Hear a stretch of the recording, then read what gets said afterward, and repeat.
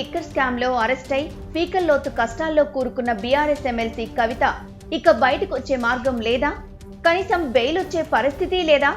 ఒక పక్క ఈడీ విచారణ, ఇంకో పక్క తాజాగా సిబిఐ విచారణ సమాంతరంగా ఎదుర్కొంటూ అవినీతి ఉచ్చులో చిక్కుకున్న ఆమె ఒక సంచలన నిర్ణయం తీసుకున్నారా?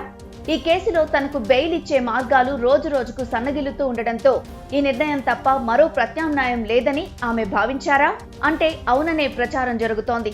ఢిల్లీ మద్యం కుంభకోణంలో కవితకు వరుస ఎదురుదెబ్బలు తగులుతున్నాయి. ఇప్పటికే ఈ కేసులో ఈడీ అరెస్ట్ చేయగా తాజాగా సిబిఐ అరెస్ట్ చేసి కస్టడీలోకి తీసుకుంది. దీంతో తన భవిష్యత్తుపై ఒక క్లారిటీ వచ్చేసిన కవిత ఈ కేసులో అప్రూవర్ గా మారాలనే నిర్ణయం తీసుకున్నట్లు బీఆర్ఎస్ వర్గాల సమాచారం. అయితే అప్రూవర్ గా మారనని గతంలోనే కవిత తేల్చి చెప్పారు. అయితే రోజు రోజుకి తన మీద ఆరోపణలు బలంగా తయారవడంతో ఇక బెయిల్ దక్కడం కష్టమని తెలిసింది. నిజానికి మనీ లాండరింగ్ కేసులో అంత సులువుగా బెయిల్ లభించే అవకాశం ఉండదు. ఢిల్లీ మాజీ డిప్యూటీ సీఎం మనీష్ సిసోడియా ఈ కేసులో అరెస్ట్ అయి ఏడాది కాలంగా జైల్లోనే మగ్గుతున్నారు.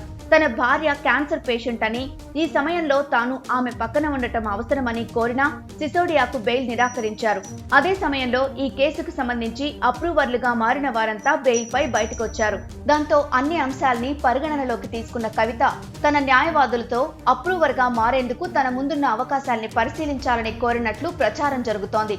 ఆ నేపథ్యంలోనే ఈ కేసుతో ఎలాంటి సంబంధం లేదని, తాను బాధితురాలని తప్ప నిందితురాలని కాదని ఇటీవల ఈడీ జడ్జికి లెటర్ కూడా రాశారు. అప్పుడే కవిత అప్రూవర్ గా మారతారని ఢిల్లీ మీడియా లీకులు వదిలింది.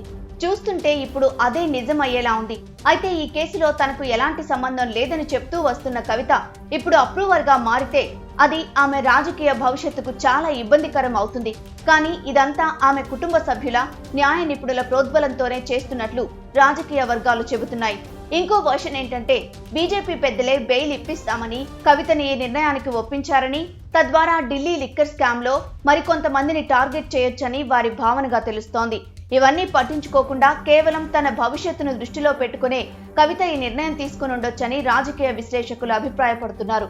ఎవరి ప్రయోజనాలు ఎలా ఉన్నా ప్రస్తుతం కవిత అప్రూవర్ వ్యవహారం బ్రేకింగ్ న్యూస్ అయింది.